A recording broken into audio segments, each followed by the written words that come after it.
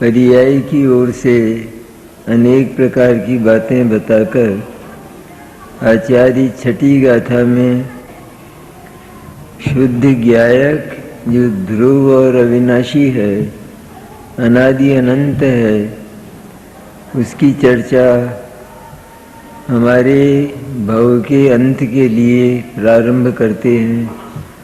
समय सार संपूर्ण ही शास्त्र भव के अंत के लिए है।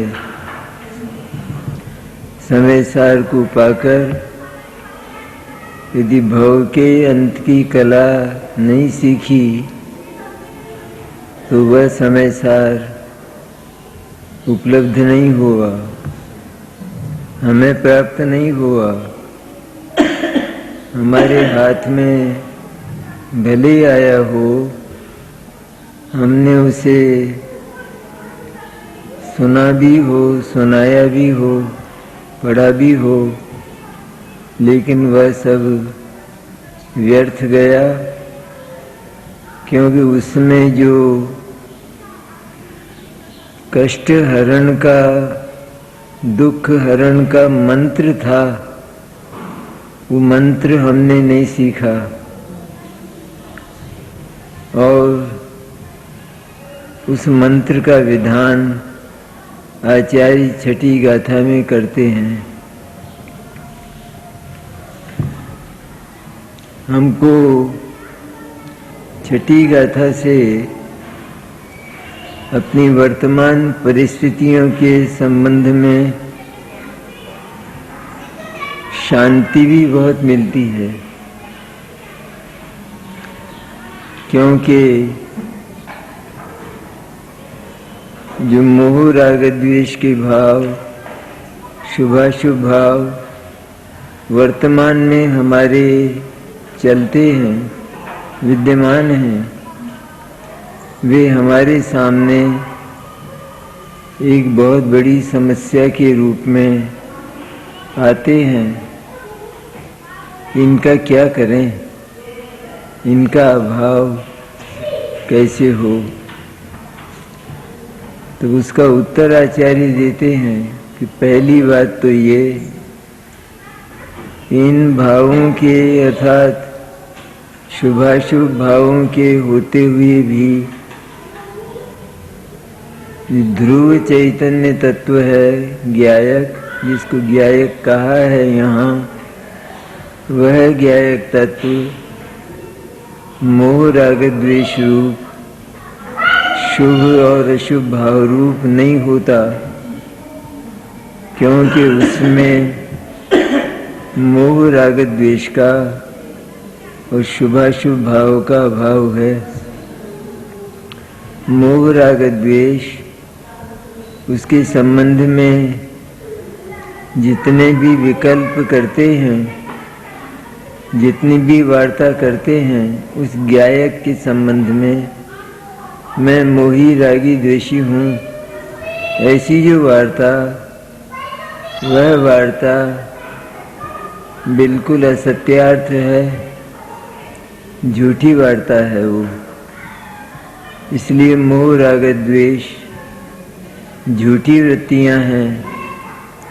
ऐसा एक बार हमारे ज्ञान में इस महान परमागम के द्वारा समझ में आ जाने पर स्वयं मोह राग द्वेष के प्रति भी हमारा मोह टूट जाता है, हमारा ज्ञान जाग जाता है और वो बोलने लगता है, मोह राग द्वेष मेरे ज्ञायक तत्व के कोई संबंधी नहीं होते, उनका मेरे भीतर नितांत अभाव है।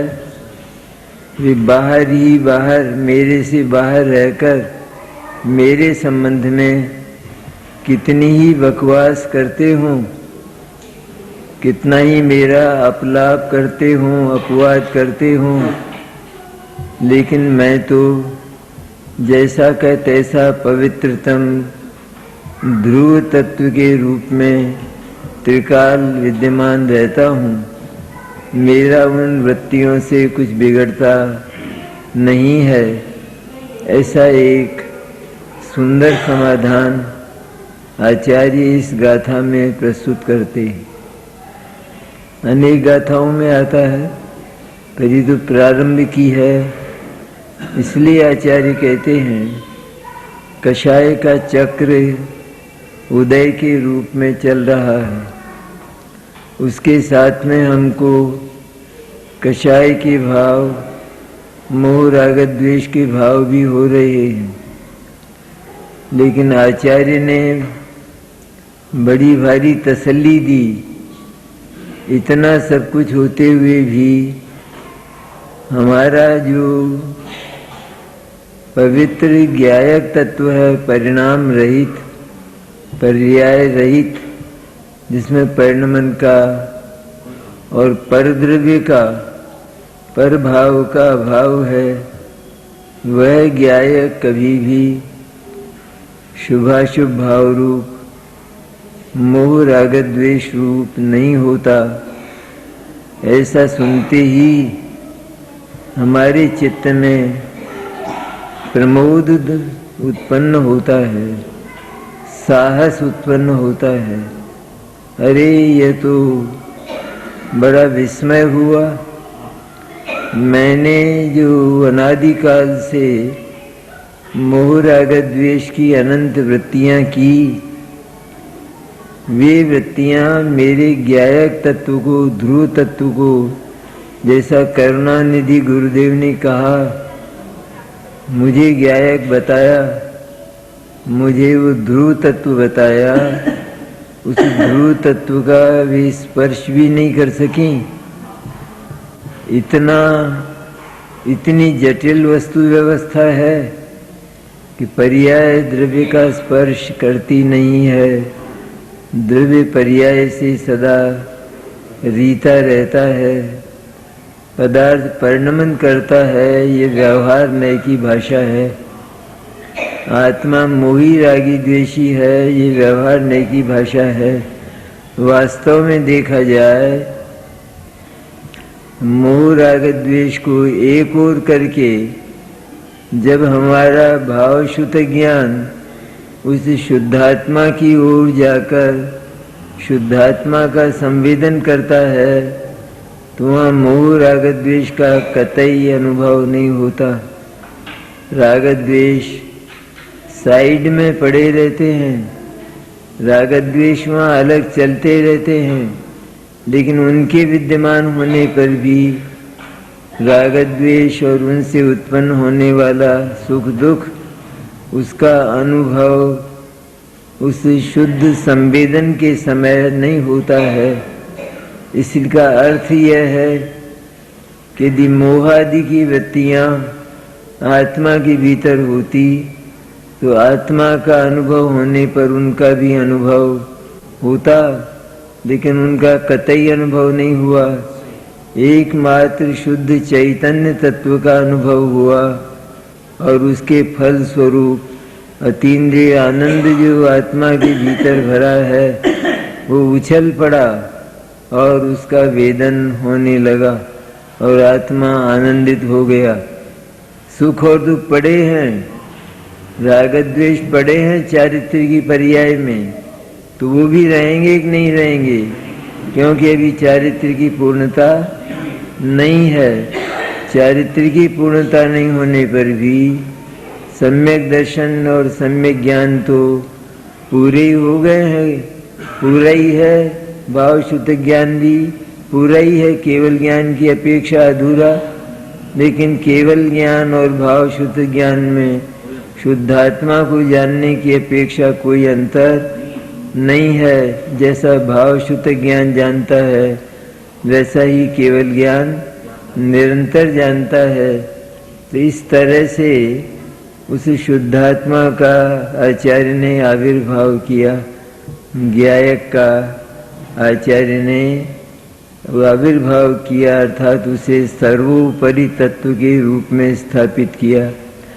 सर्वोपरि तत्व है वो, उससे ऊपर, उस समय सार रूप ज्ञायक तत्व से ऊपर जगत में कोई दूसरा नहीं है, इसलिए वह कभी शुभ और अशुभ भाव के होने पर भी कषाय चक्र का चलना, कषाय चक्र रूप कर्म के उदय का चलना और उससे शुभ और अशुभ भाव का जन्म होना, ये हुई वस्तु व्यवस्था। ये तो वस्तु स्थिति हुई, ये तो परिस्थिति हुई। ऐसी परिस्थिति होने पर भी जो ज्ञायक तत्व है ध्रुव चैतन्य, वो न्यारा का न्यारा रहता है, क्योंकि उसका स्वभाव इनसे बिल्कुल अलग है, भिन्न प्रकार का है, इनसे विपरीत प्रकार का है। और विपरीत स्वभाव वाले दो भाव कभी भी एक नहीं होते, भले ही पास में पड़े रहें, मिलकर पड़े रहें, दूध और पानी की तरह मिलकर पड़े रहें, लेकिन तो भी वे एक दूसरे में रूपांतर नहीं करते। इसलिए ज्ञायक भाव शुभ और अशुभ भाव परिणमित नहीं होता। बहुत बड़ी बात कही है आचार्य ने, बहुत बड़ी, और हमारे हृदय को शांति प्रदान करने वाली, तसल्ली प्रदान करने वाली। अरे ये जो विकार का ढेर है ये एक और पड़ा रहे। जिस ज्ञायक की बात मैंने गुरुदेव से सुनी है, वो ज्ञायक तत्व तो अलग थलग शुद्ध निराला अपने स्वरूप में अपनी सीमा को बांधे हुए, और वो अनादि अनंत पड़ा है, अविनश्वर पड़ा है। और ये वृत्तियाँ उसके संबंध में कुछ भी बोलें, कुछ भी कहें, कुछ भी घोषणा करें। एक धनवान व्यक्ति अपने संबंध में अपने को दरिद्री घोषित करे, लेकिन वह दरिद्रता उसकी धनवत्ता का स्पर्श नहीं करती। उसके पास जो करोड़ों रुपए हैं उनका नाश नहीं करती।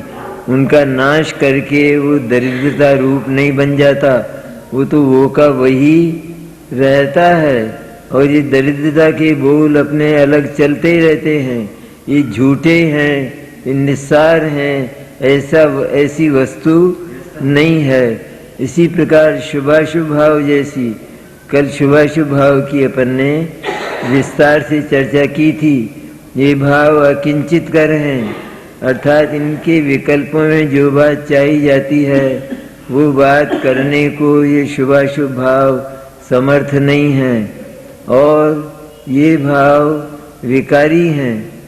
शुभाशुभ भाव अकिंचित कर हैं, और अकिंचित होने के साथ ये वास्तव में इनके द्वारा जो चाहा जाता है वो होता नहीं है, और पराधीन है। हमेशा ही अन्य के का अवलंबन लेकर उत्पन्न होते हैं। कर्मोदय का तो होता ही है, कर्म का उदय तो होता ही है, पर बाहर नो कर्म का भी, जैसे हिंसा, झूठ, चोरी, कुशील, परिग्रह के समय उनके विषय होते हैं, उनका अवलंबन होता है। अवलंबन पर्याय में भीतर ही भीतर होता है, बाहर उस पदार्थ को छूता भी नहीं। अवलंबन किसे कहते हैं? अवलंबन मन ये हमारे हिंसा दिक की पर्याय, ये कोई पर पदार्थ को छू ले या उसके सहारे हो जाए ऐसा नहीं होता, लेकिन भीतर ही भीतर जीव अवलंबन स्वीकार करता है। अवलंबन ये मेरे विषय हैं, ये मुझे इनका स्वाद आता है, इस प्रकार का कल्पना में यह इस प्रकार का अनुभव करता है। वस्तु व्यवस्था यह है कि उसका वो विकल्प बिल्कुल व्यर्थ जाता है, क्योंकि वो जिस विषय की बात करता है उस विषय का स्वाद उसको आता नहीं है। उसको केवल राग का स्वाद आता है, उसको केवल मोह का स्वाद आता है, लेकिन विषय का स्वाद उस विकल्प को नहीं आता। लेकिन वह अन्य पदार्थ के हुए बिना उत्पन्न नहीं होता। अन्य पदार्थ ना हो तो जीव मेरा है ये किसको बोलेगा? मैं इसका भोग करूँगा ये बात जीव किसको कहेगा अगर अन्य पदार्थ ना हो? लेकिन अन्य पदार्थ का होना वो विकार का उत्पादक नहीं है। अन्य पदार्थों से तो जगत भरा है, विषयों से और भोगों से तो जगत भरा है, लेकिन वे विषय और भोग तिलतुष मात्र भी विकार हमारे भीतर पैदा नहीं करते।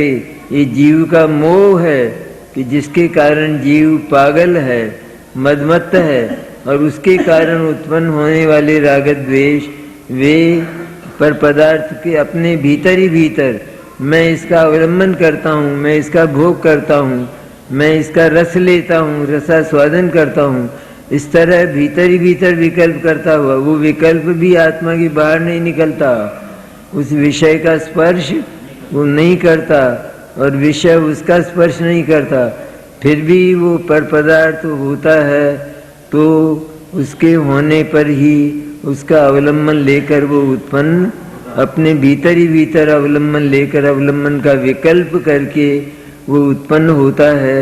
इस तरह दोनों तरह से उसकी विफलता है किंचित कर है और आत्मा को पराधीन बनाता है। पुण्य और पाप की वृत्तियाँ, शुभाशुभ भाव ये आत्मा को पराधीन बनाते हैं। यहाँ जो पुण्य पाप शब्द आया ना, वो आया कर्म प्रकृतियों के लिए। पुण्य पाप शुभ और अशुभ भाव रूप भी होते हैं। शुभ और अशुभ भाव जो आत्मा के परिणाम हैं उनको भी पुण्य और पाप, भाव पुण्य और भाव पाप। यहाँ जो पुण्य पाप को उत्पन्न करने वाली वृत्तियाँ ऐसा जो आया तो वो पुण्य और पाप को उत्पन्न करने वाले शुभाशुभ भाव वो है पुण्य और पाप कर्म प्रकृतियों के लिए, कि उन शुभाशुभ भावों के द्वारा शुभ के द्वारा पुण्य का बंध होता है, अशुभ के द्वारा पाप कर्म का बंध होता है। लेकिन आत्मा इस शुभाशुभ भाव रूप पाप और पुण्य, शुभाशुभ भाव से उत्पन्न होने वाले पाप और पुण्य से भी न्यारा रहता है और शुभाशुभ भाव से भी न्यारा और निराला रहता है। इसलिए कहा था कि इसलिए क्योंकि शुभाशुभ भाव रूप वो शुद्धात्मा कभी होता नहीं, अर्थात पवित्रतम पड़ा रहता है, पवित्र का पवित्र ही रहता है, वही का वही रहता है। उसमें परिवर्तन का अभाव होने के कारण उसमें कोई परिवर्तन नहीं होता और परद्रव्य का प्रवेश उसमें नहीं होता। इसलिए वह आत्मा शुभ और अशुभ रूप न होने के कारण प्रमत्त नहीं होता, तो फिर उसे प्रमत्त का अभाव करके अप्रमत्त होने की आवश्यकता भी नहीं रहती।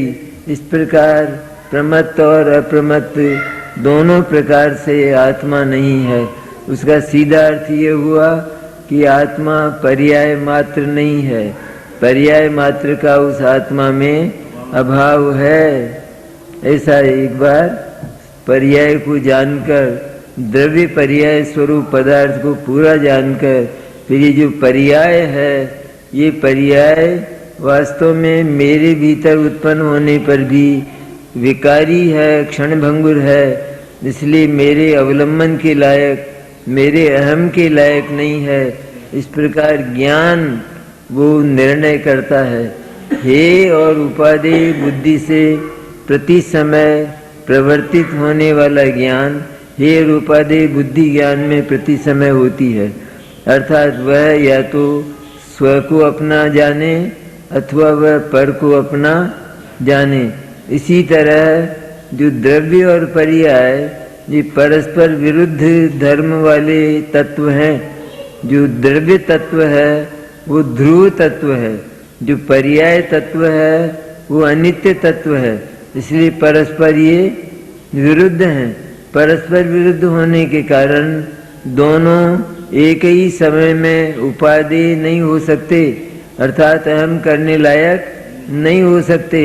इसलिए दोनों में से एक का चुनाव करता है वो। सद्गुरु का उपदेश मिला हो और ज्ञान जाग गया हो तो दोनों में से ध्रुव का चुनाव करता है, अर्थात ध्रुव चाहिए मुझे तो जिसका कभी विनाश ना हो, और जो ज्ञान और आनंद जैसे तत्वों से भरा हुआ हो, मुझे तो वो ध्रुव चाहिए कि जिसमें विनाश का कोई काम नहीं है। और जो अज्ञानी है कि जिसका ध्रुव के साथ, उस ज्ञायक के साथ परिचय नहीं है, तो वह उस ध्रुव को छोड़कर पर्याय को चुन लेता है जो अनादिकाल से चुनी हुई है, और उसके कारण जीव महात्रस्त होता है, बहुत कष्ट पाता है। अर्थात पर्याय में अहम करके जब पर्याय जाने लगती है तो इसको भीषण आकुलता होती। अरे मेरी मौत आ रही है, अरे मैं तो मर रहा हूँ, अथवा न भी मर रहा हो तो मैं मर जाऊंगा एक दिन, ऐसा विश्वास, ऐसा एकांत विश्वास, इसका नाम एकांत। पर्याय का एकांत क्या हुआ? पर्याय दृष्टि का एकांत क्या हुआ? एक दिन मैं मर जाऊंगा अथवा मैं मर रहा हूँ, ये एकांत हुआ ना। जब वास्तविकता क्या है कि जीवंत तत्व जो ध्रुव है वो उसके समानांतर पड़ा हुआ है, वो वहीं पड़ा हुआ है, उसमें जन्म और मृत्यु का नितांत अभाव है। इसलिए मैं तो केवल वो ध्रुव तत्व हूँ। ये पर्यायें तो केवल उस ध्रुव तत्व के संबंध में बोलने वाली, परिचय देने वाली हैं, लेकिन ये स्वयं कोई पदार्थ नहीं, मूल वस्तु नहीं है। क्या पर्याय ने ये बोला कि आत्मा तो मोही रागी द्वेषी है, तो ये पर्याय ने बोला या ये पर्याय कोई वस्तु हो गई? आत्मा मोही रागी द्वेषी नाम की कोई वस्तु बन गई। इसने तो मोह राग द्वेष से रहित तो जो ध्रुव अनादि अनंत तत्व था उसको नहीं जाना, उसको पहचाना नहीं अनादिकाल से, इसलिए उसके संबंध में इसने ऐसी गलत घोषणा, ऐसी मिथ्या घोषणा की। तो ये तो केवल घोषित करने वाली है, ये पदार्थ की रचना करने वाली, पदार्थ को बनाने वाली नहीं है। इसलिए ऐसी मिथ्या घोषणा करने वाली पर्याय वो कतई विश्वास के लायक नहीं होती। ऐसा जब ज्ञान ने जाना तो उसने पर्याय मात्र क्षणभंगुर होने के कारण, और यहाँ तो विकारी भी है, वैसे क्षणभंगुरता पर्याप्त है। पर्याय निर्मल हो अथवा विकारी हो, चाहे वो संसार दशा हो, निगोद दशा हो अथवा वो सिद्ध दशा हो, लेकिन सिद्ध दशा की पर्याय भी रंच मात्र जरा सी भी अहम करने लायक नहीं है। अगर कोई सिद्ध पर्याय तो उत्पन्न होगी नहीं उसको। जो सिद्ध पर्याय का अहम करता है, अपने को सिद्ध पर्याय रूप मानता है। कैसे मानता है? कि वर्तमान में तो मैं विकारी हूँ और आगे इस विकार का नाश होकर मैं सिद्ध दशा को, मोक्ष को प्राप्त कर लूँगा। इस प्रकार अपने को जो सिद्ध मानता है तो वो सिद्ध कभी बन ही नहीं सकता, क्योंकि जब तक शुद्धात्मा का ध्रुव तत्व का अवलंबन न ले तब तक सम्यक दर्शन ज्ञान चारित्र की पर्याय, निर्मल पर्याय संपूर्ण मोहादि को तोड़कर और अपनी सत्ता में अहम करने वाली सम्यक दर्शन ज्ञान चारित्र की पर्याय कैसे उत्पन्न होगी? जब तक मोह टूटेगा नहीं। तो मोह टूटा, श्रुतक ज्ञान जब जागा, करुणावंत गुरुदेव के उपदेश से श्रुतक ज्ञान ने जब इस बात को स्वीकार किया कि मैं ये मोहादि रूप झूठी वृत्तियां मैं नहीं हूँ, ये तो झूठ बोलने वाली वृत्तियां हैं, इसलिए इनका संसर्ग भी मुझे नहीं करना है और ये मेरी कुछ नहीं लगती हैं, इनका मेरा कोई संग और साथ वास्तव में नहीं है। ये तो मेरे अज्ञान के कारण इनका थोड़े समय के लिए जन्म हो गया। आज मैं जाग गया हूँ और मैं प्रतिज्ञा करता हूँ, संकल्प करता हूँ कि मोह राग द्वेष की वृत्ति में और इसके अभाव में होने वाली जो निर्मल वृत्तियां हैं वे भी क्षणभंगुर हैं। इसलिए क्षणभंगुर होने के कारण मोह राग द्वेष और निर्मल पर्याय, चाहे वो पर्याय सिद्ध दशा हो, वो अहम और ममत्व करने लायक नहीं है। ऐसा जो जानता है वो पर्याय मात्र से अपने श्रुतक ज्ञान को उठाकर, पहले तो वहीं स्थापित था ना, यह मैं मोही रागी द्वेषी, यह मैं मोह राग द्वेष का नाश करके सिद्ध होने वाला, तो उसने अपने आप को क्या माना? केवल अकेला ध्रुव तत्व के बिना अकेली शुद्ध पर्याय माना। तो शुद्ध पर्याय पैदा नहीं होगी उसको, वो तो अज्ञानी है ना, इसलिए उसको तो सम्यक दर्शन भी नहीं होगा। लेकिन ये सब नव तत्व उसकी कल्पना में है, उसकी कल्पना में वो इनके साथ अहम करता है। वास्तव में नव तत्व का जन्म भी हुआ ही नहीं है, उसको हुआ ही नहीं है। लेकिन उसकी कल्पना में वो ये करता है कि मैं विकार का, संसार का नाश करके मोक्ष चला जाऊंगा, ऐसी कल्पना करता है। तो ये पैदा होने, ये होने वाला नहीं है। क्यों नहीं होने वाला है? क्योंकि ये तो जब तक ममत्व न टूटे संसार से राग द्वेष न टूटे, जगत के पदार्थों से ममत्व न टूटे और उस अपनी सत्ता में स्थापित न हो। वास्तविक सत्ता कौन है? अपनी कौन है? कि अपनी तो ध्रुव सत्ता है, ध्रुव आत्म तत्व है। तो उस ध्रुव आत्म तत्व को अपना कहे या जगत को अपना कहे?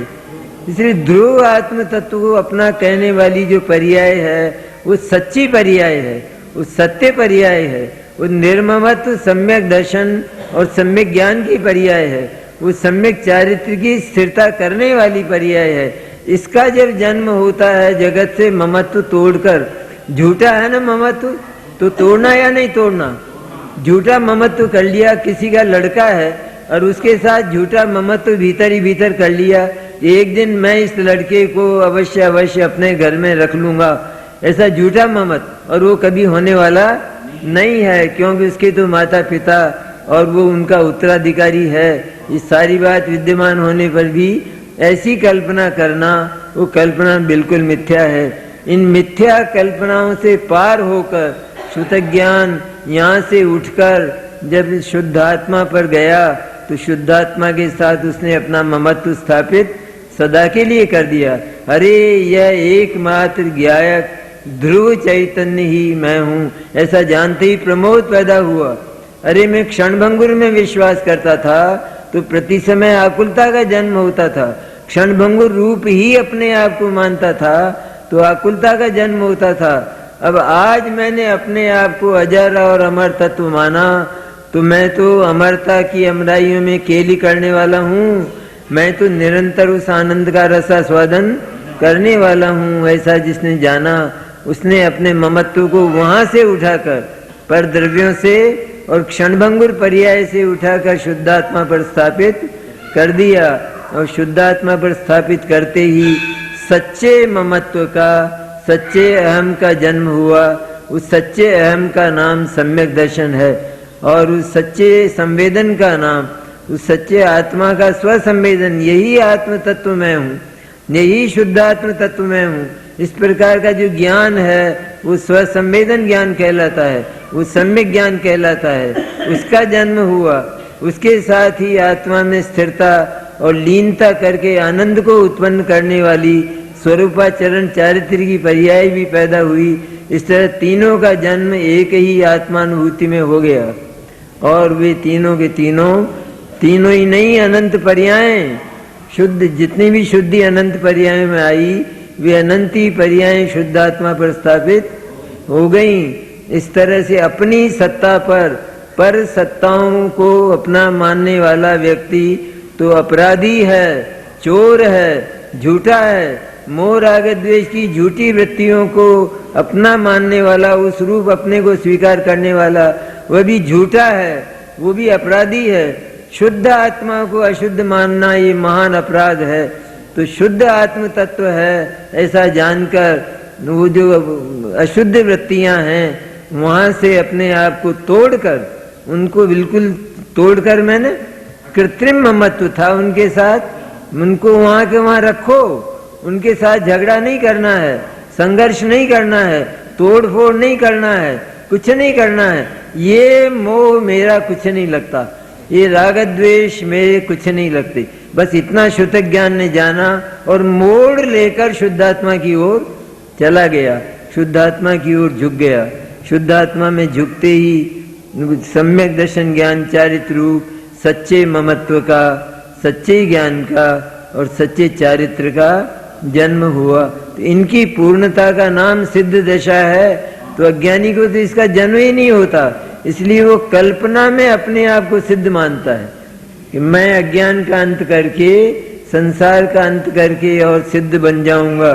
इस प्रकार अपने को संपूर्ण रूप से ध्रुव तत्व को स्वीकार किए बिना केवल शुद्ध सिद्ध दशा रूप मानने वाला अथवा विकारी दशा रूप मानने वाला अथवा क्षणिक दशा रूप मानने वाला वह अज्ञानी वह कभी भी भव का अंत क्यों नहीं करता? इसलिए नहीं करता क्योंकि वो अपनी सत्ता पर आया ही नहीं, उसने अपनी सत्ता को पहचाना ही नहीं। अपनी सत्ता को पहचान कर उसमें अपनत्व स्थापित करे, ये ईमान है, ये धर्म है सच्चा। तो सब सत्ताएं पराई हैं, सारे मोह राग द्वेष पराए हैं, भले अपने में पैदा हुए, अपने में पैदा हुए, लेकिन अपनी ही निंदा करने वाले, अपना ही तिरस्कार करने वाले, अपने ही चरित्र को गिराने वाले, अपनी प्रतिष्ठा को भंग करने वाले। मैं अशुद्ध हूँ, अरे परम शुद्ध होने पर भी जो मोह की वृत्ति ये बोलती है कि मैं तो अशुद्ध हूँ, वो वृत्ति कैसी होगी? वो तो महा दुखदायिनी वृत्ति है ना। इसलिए उसका चरित्र, उसका आचरण, उसका सदाचार वो कभी भी शुद्ध नहीं हो सकता जो अपने आप को अशुद्ध मानता है। और शुद्ध और अशुद्ध माने तो दो प्रकार के विकार। अरे वास्तव में शुद्ध ही है, शुद्ध ही है, अशुद्धता उसमें रंच मात्र भी।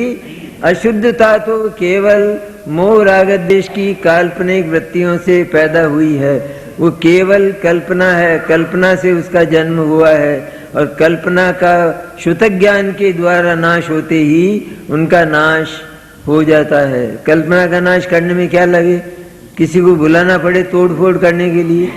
कल्पना की वृत्तियां हैं, काल्पनिक वृत्तियां हैं, इसलिए उनका नाश हो जाता है। इस प्रकार उनका नाश हो जाता है, तब यह शुद्ध ज्ञायक का आविर्भाव होता है और उसकी अनुभूति होती है।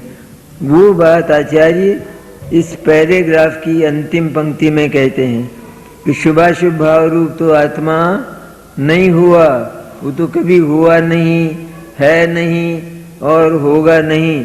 लेकिन और ऐसा जो हुआ वही समस्त अन्य द्रव्यों के भावों से भिन्न रूप से उपासित होता हुआ शुद्ध कहलाता है।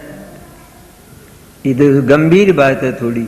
वही समस्त अनेक अन्य द्रव्यों के समस्त अन्य द्रव्यों के भावों से भिन्न रूप से उपासित होता हुआ शुद्ध कहलाता है। समस्त जो अन्य द्रव्य माने कर्मादिक जो कर्म है, मोह और क्रोध मान माया लोभादिक, ये जो दर्शन मोहनी, चारित्र मोहनी आदि 8 प्रकार के कर्म हैं, ये कर्म और इनके उदयादि रूप भाव, वो भी कर्म। तो भाव कर्म समस्त अन्य द्रव्य माने कर्म, मुख्य रूप से कर्म लेना है। अन्य द्रव्य कौन है अपने लिए? अन्य द्रव्य कौन है निमित्त बनने वाला? कि यही वास्तविक निमित्त है, कर्म ही। इसलिए वही इनसे अन्य, पहले तो बताया क्षीर नीर की तरह एक में कर्म और आत्मा क्षीर नीर की तरह एक में जैसे हो रहे हैं, तो भी वे कभी भी एक में होते नहीं हैं। तो ऐसे जो कर्म हैं, उन कर्मों से अपने आप को भिन्न जानता हुआ और उन कर्मों के भावों से अर्थात उनके उदय आदि से अपने आप को भिन्न जानता हुआ शुद्ध आत्मा का संवेदन करता हुआ शुद्ध कहलाता है। शुद्ध कहलाता है, शुद्ध कहलाता है। तो अविशुद्ध हुआ? अविशुद्ध नहीं हुआ। असल में क्या है कि वो तो शुद्ध ही था। अगर शुद्ध नहीं होता तो शुद्ध की अनुभूति कैसे होती? क्या उसको अशुद्ध को शुद्ध बनाता? अशुद्ध तो शुद्ध बनाया ही नहीं जा सकता है, इसलिए अशुद्ध तो शुद्ध बनता ही नहीं। लेकिन वो तो शुद्ध ही था, पर शुद्ध कहलाया कब? शुद्ध उसके हाथ में कब आया? शुद्ध उसको पकड़ में कब आया? शुद्ध उसके शुद्ध ज्ञान में स्थापित कब हुआ? कि जब उसने ये जाना ये तो समस्त ही अन्य द्रव्य के भावों से न्यारा और निराला है। मैं तो बिल्कुल सारे ही जगत से, सारे कर्मादिक से 8 प्रकार के कर्म जो मेरे साथ निमित्त के रूप में लगे हुए हैं, वे मेरे लिए कोई निमित्त नहीं, मेरे लिए उनकी कोई निमित्तता, क्योंकि आत्म द्रव्य जो है उसका किसी के साथ कोई निमित्त नैमित्तिक संबंध। अगर आत्मा के साथ किसी का भी निमित्त नैमित्तिक संबंध होता तो आत्मा मोह राग द्वेष से बिगड़ जाता। लेकिन आत्मा मोह राग द्वेष के होने पर भी बिगड़ा नहीं, लेकिन पवित्र का पवित्र पड़ा रहा। इसका अर्थ यह है कि कर्म का आत्मा के साथ कोई भी निमित्त नैमित्तिक संबंध कर्म पड़े रहें वहीं जहां आत्मा के असंख्य प्रदेश हैं, वहीं कर्म पड़े रहें, लेकिन वे कर्म आत्मा को जरा भी विकार पैदा नहीं करते और जरा भी अचेतनता नहीं लाते। तो इस तरह वह कब शुद्ध कहलाता है?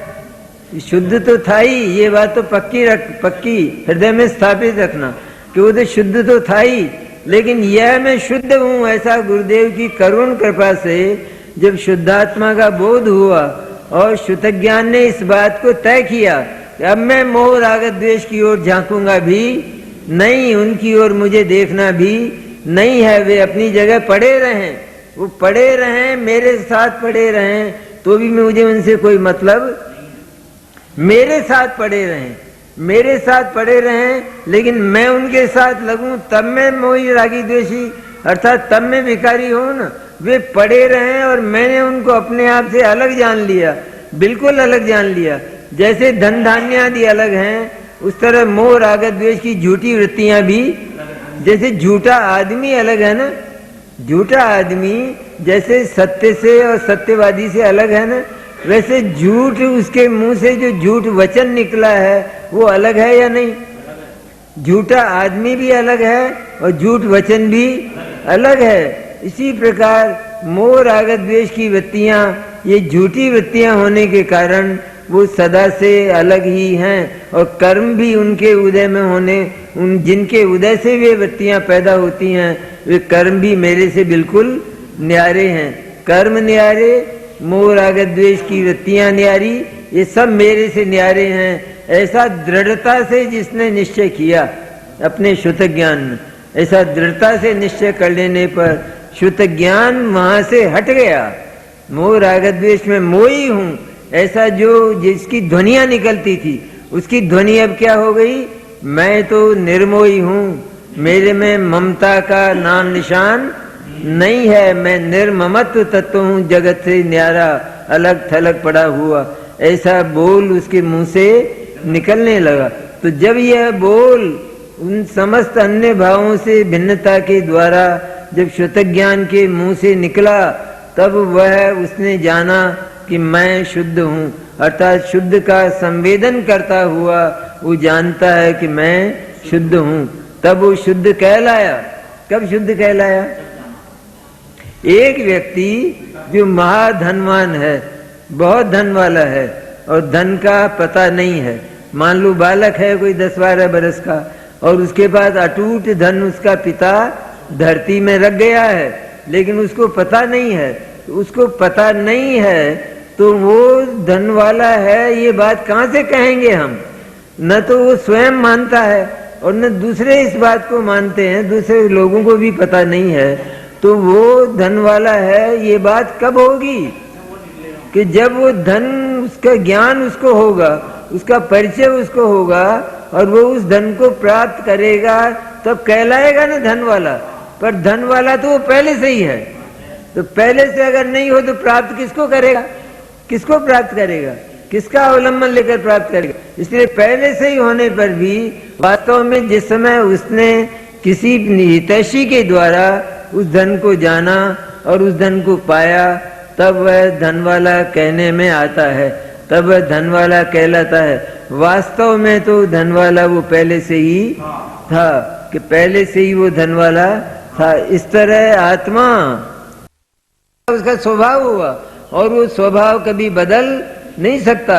इस तरह मोह राग द्वेष उसका स्वभाव ही हो जाता, लेकिन मोह राग द्वेष उस शुद्ध आत्मा को, शुद्धात्म सत्ता को कभी भी छू नहीं सकने के कारण अलग के अलग पड़े रहे, अलग के अलग चिल्लाते रहे, अलग के अलग उसको गालियां देते रहे, उसकी मान हानि करते रहे, ये सब करते रहे, तो भी शुद्धात्मा हिला नहीं, वहां का वहां स्थिर अपनी इज्जत को लेकर वो अपने पड़ा रहा। इस प्रकार वह तो महान गौरवशाली, महान गरिमा में शुद्ध तत्व है। इस तरह जब सदगुरु के देशना से ये बात जानने में आई और शुद्ध ज्ञान ने जब इस बात को दृढ़ता से स्वीकार किया, तो सारे ही जगत के पदार्थों से और सारी मोह राग द्वेष की वृत्तियों से अपने आप को हटाकर केवल शुद्धात्मा का संवेदन करने लगा। तब कहते हैं कि वह उपासित होता हुआ शुद्ध कहलाता है। उपासित होता हुआ अर्थात अनुभव में आता हुआ, उपासित होता हुआ समस्त अन्य द्रव्य और उनके भावों से भिन्न उपासित होता हुआ शुद्ध कहलाता है। अर्थात समस्त अन्य द्रव्य जो है वो न्यारे ही थे, उसने न्यारे जाना और न्यारे जानकर शुद्धात्मा के निकट जाकर शुद्धात्मा का अनुभव किया। तब शुद्धात्मा उसके हाथ आ गया, तब शुद्धात्मा उसकी गोदी में आ गया, तब वह शुद्ध हूं मैं ऐसा बोल निकला ना उसका, तब वो शुद्ध कहलाता है। अर्थात तब शुद्ध द्रव्य उसके हाथ में आया। पहले तो शुद्ध द्रव्य होते हुए भी इसको उस शुद्ध द्रव्य का पता ही नहीं था, तो शुद्ध द्रव्य इसके हाथ में कहाँ था? शुद्ध द्रव्य पड़ा तो हुआ था, लेकिन इसको उपलब्ध नहीं था, इसको प्राप्त नहीं था। और आज शुद्ध द्रव्य तो ज्यों का त्यों पड़ा है, लेकिन इसने शुद्ध द्रव्य को जानकर यह मैं अत्यंत शुद्ध निराकुल निरंजन तत्व हूँ, अनादि निधन तत्व हूँ, इस तरह अनुभव में जानता हुआ यह उसको प्राप्त हुआ। तो यह शुद्धता को प्राप्त हुआ, शुद्ध प्राप्त किया इसने, शुद्ध द्रव्य को इसने उपलब्ध किया, इस प्रकार का कहने में आता है। वास्तव में देखा जाए तो आत्मा पहले से शुद्ध पड़ा हुआ था, लेकिन उसका ज्ञान नहीं है, तो वो नहीं के बराबर है। ज्ञान नहीं है ना, आज आत्मा हमारे पास शुद्ध है या नहीं है? है, लेकिन शुद्ध आत्मा की अनुभूति नहीं है, तो होना नहीं होना, होना नहीं होना बराबर हुआ कि नहीं? बराबर है, होना नहीं होना बिल्कुल बराबर है। और जब उसकी सत्ता का बोध हुआ, सत्ता का बोध कराया गया श्री गुरु के द्वारा, और सत्ता का बोध होते ही उसका अनुभव हुआ, अनुभव होते ही मैं शुद्ध हूँ, इस प्रकार से वो उपलब्ध हुआ, पर्याय में वह उपलब्ध हुआ, तब वह शुद्ध कहलाता है। उपासित होता हुआ, उपासित होता हुआ मैंने पूजा किया जाता हुआ नहीं, 8 द्रव्य चढ़ाए जाते हुए नहीं, लेकिन अनुभव में आता हुआ, संवेदन में आता हुआ वह शुद्ध कहलाता है। इस प्रकार ये आज की बात हुई। अब कल नई बात शुरू करेंगे।